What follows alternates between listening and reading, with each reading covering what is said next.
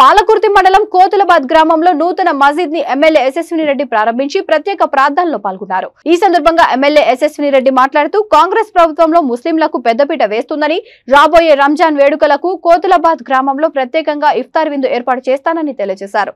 అల్లా ఆశీస్సులతో నియోజకవర్గం మరింత అభివృద్ధి చెందాలని, రేవంత్ రెడ్డి నాయకత్వంలో తెలంగాణ రాష్ట్రంలో అనేక సంక్షేమ పథకాలు రూపొందిస్తామని, కాంగ్రెస్ ప్రభుత్వం పేదల ప్రభుత్వం అని పేర్కొన్నారు. ఈ కార్యక్రమంలో ముస్లిం మత నాయకులు ఎస్కే నన్నే సాహెబ్, ఎస్కే జిందా, ఎస్కే కాసిం, ముస్లిం సోదరులు, మండల ముఖ్య నాయకులు పాల్గొన్నారు.